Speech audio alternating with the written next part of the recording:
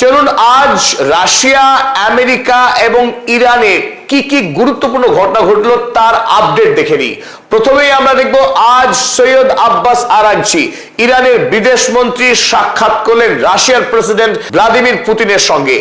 এই গুরুত্বপূর্ণ সাক্ষাতে কি ঘটলো দেখে নেব। 2 নম্বরে আমরা দেখব আমেরিকা যুক্তরাষ্ট্রের রাষ্ট্রপতি ডোনাল্ড ট্রাম্প গত রাতে 1 ঘন্টার একটি দীর্ঘ সাক্ষাৎকার দিয়েছেন। টম অ্যালেন তাকে গুলি করে হত্যা করবার চেষ্টা করবার পরেই, আর সেই সাক্ষাৎকারে উঠে এসেছে টম অ্যালেনের চিঠি। কি কারণে টম অ্যালেন ডোনাল্ড ট্রাম্পকে খুন করতে চেয়েছিলেন সেই কথা টম অ্যালেন নিজেই লিখেছেন চিঠিতে। দেখব সেই খবর। 3 নম্বর গুরুত্বপূর্ণ খবর, এই প্রথম চীন আমেরিকা এতদিন পর্যন্ত গবেষণা ক্ষেত্রে সবচেয়ে বেশি পরিমাণ টাকা বিনিয়োগ করে আসছিল, এবার চীন সেই রেকর্ড ভেঙে দিল। 4 নম্বর গুরুত্বপূর্ণ আপডেট আমরা দেখে নেব ইরান যুদ্ধ নিয়ে। ইরান আমেরিকাকে অতীতের সব রেকর্ড ভেঙে দিয়ে তার কাছে থাকা মানধাতার আমলের যুদ্ধ বিমান দিয়ে কিভাবে মার্কিন সেনা ছাউনিতে আক্রমণ করেছিল তার রেকর্ড। সকলকে স্বাগত জানাচ্ছি, আপনাদের বন্ধু আমি অধ্যাপক আব্দুল হালিম। চলুন শুরু করা যাক। প্রথম গুরুত্বপূর্ণ আপডেট, রাশিয়ার প্রেসিডেন্ট ভ্লাদিমির পুতিনের সঙ্গে আজ ব্যক্তিগত বৈঠক সেরে নিলেন ইরানের বিদেশ মন্ত্রী সৈয়দ আব্বাস আরাগচি। তারা দুজন যখন মিট করেন, আপনারা দেখতে পাচ্ছেন কিভাবে ভ্লাদিমির পুতিন উষ্ণ অভ্যর্থনা জানাচ্ছেন ইরানের বিদেশ মন্ত্রীকে। আর এখান থেকে বোঝা যাচ্ছে দুটি দেশের মধ্যে বন্ধুত্ব এবং বোঝাপড়া কত গভীর। যাক, আমরা কথায় আসি। আজ সৈয়দ আব্বাস আরাগচি ভ্লাদিমির পুতিনের হাতে তুলে দিয়েছেন ইরানের 3 পর্যায়ের যে শান্তি প্রস্তাব। আমেরিকার সঙ্গে ইরান কিভাবে শান্তি চুক্তি করতে চাইছেন, ইরানের অবস্থান কি, সেই বিষয়ে সবিস্তার কথা হয়েছে ভ্লাদিমির পুতিনের সঙ্গে। আর ভ্লাদিমির পুতিন আব্বাস আরাগচিকে আশ্বস্ত করেছে এই বলে ইরানকে সব রকম সাহায্য করতে প্রস্তুত, সমগ্র মধ্যপ্রাচ্যের স্বার্থে কাজ করবে রাশিয়া, একথা জানিয়েছেন। এবং আমেরিকা এবং ইরান তারা যে শান্তি চুক্তি সম্পাদন করবে আগামীতে, সেই শান্তি চুক্তির গ্যারান্টার হিসেবে রাশিয়ার দায়িত্ব নিতে চেয়েছে।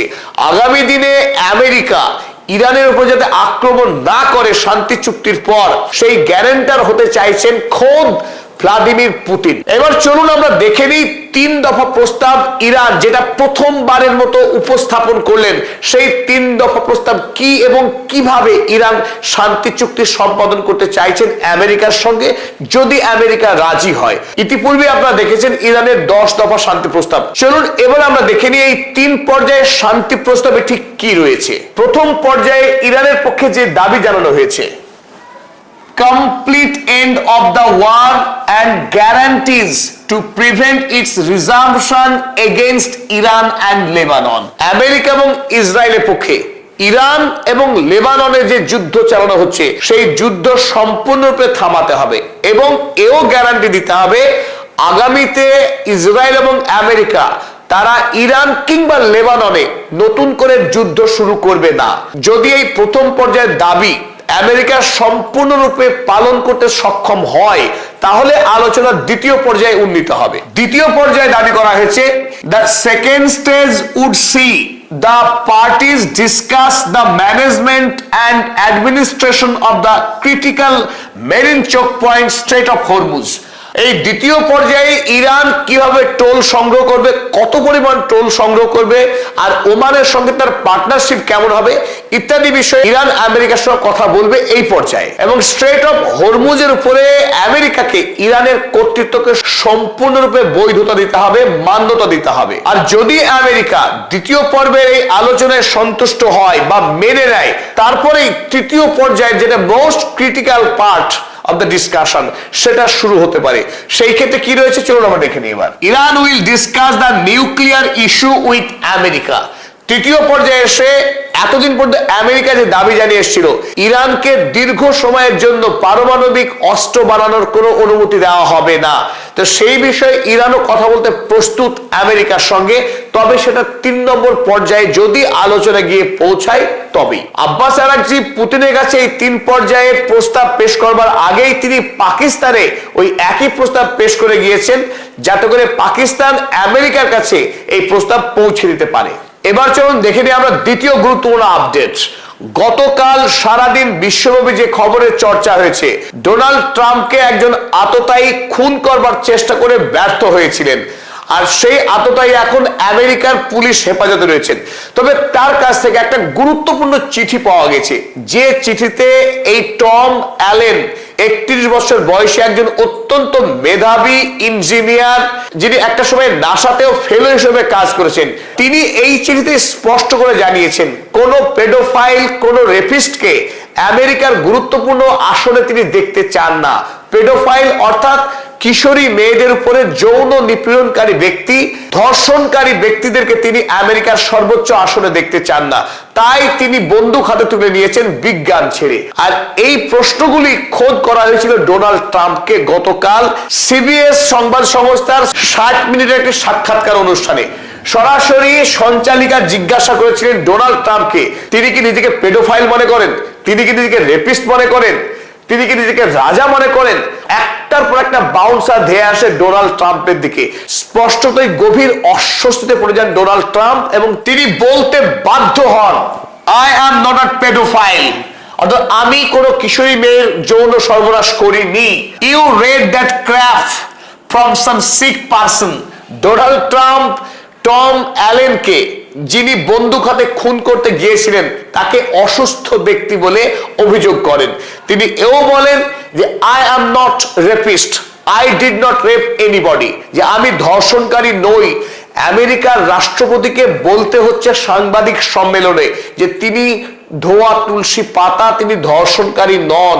আর সেই মুহূর্তেই সঞ্চালিকা অভিযোগ করেন যে তার সঙ্গে এপস্টিনের একাধিক ফটো রয়েছে, এপস্টিন ফাইলের অসংখ্য জায়গায় তার নাম উল্লেখ আছে। তাতেও তিনি স্পষ্টতই বিব্রত হন এবং সেই সাক্ষাৎকারকে তড়িঘড়ি সমাপ্ত করতে বলেন।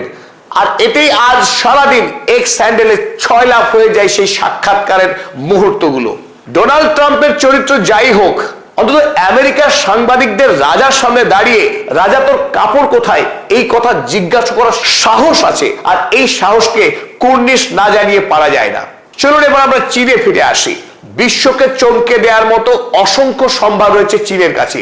গতকাল চীন একটি পরিসংখ্যান প্রকাশ করেছে, যে পরিসংখ্যানে স্পষ্ট দেখা গেল China has officially surpassed the United States in overall research and development spending.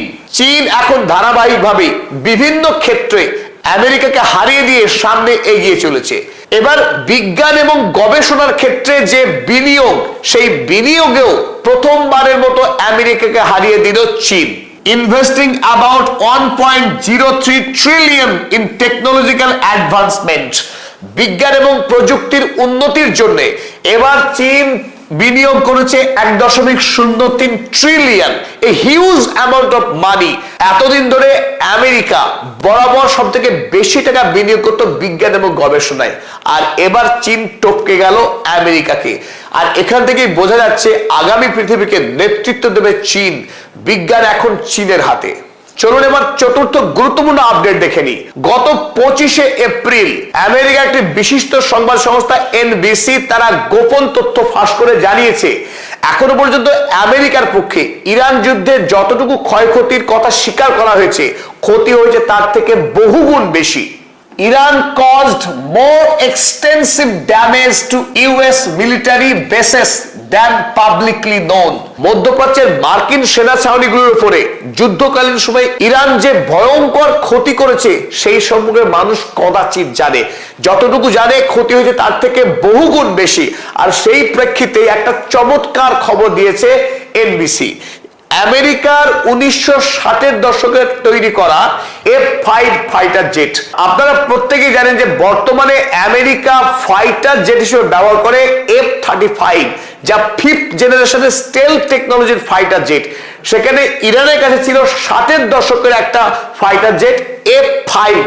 সেই 80 বছরের পুরনো ফাইটার জেট দিয়ে ইরানের বীর পাইলটেরা কুয়েতের আমেরিকার সেনা ছাউনিতে উড়ে গিয়ে আকাশ থেকে বম্বিং করে সাফল্যের সঙ্গে আবার ইরানে ফিরে এসেছে, যা কোরিয়া যুদ্ধের পর আমেরিকার কোন সেনা ছাউনিতে কোনো দেশ আক্রমণ করতে পারেনি সেই অসাধ্য সাধন করে দেখিয়েছে ইরান, তাও আবার 80 বছরের পুরনো এই ফাইটার জেট নিয়ে। আর এই খবরে স্বাভাবিকভাবেই আমেরিকাকে নিয়ে নতুন করে হাসি ঠাট্টা চলছে পৃথিবীতে। আমেরিকা মোটেই সামরিক দিক থেকে আর অপরাজেয় নয়। ইরান অ্যাসিমেট্রিক যুদ্ধ চালিয়ে আমেরিকার কালঘাম ছুটিয়ে দিয়েছে এবং সমগ্র মধ্যপ্রাচ্যে ইতিমধ্যেই প্রায় $1 ট্রিলিয়ন ক্ষয়ক্ষতি হয়েছে আমেরিকা যুক্তরাষ্ট্রের এই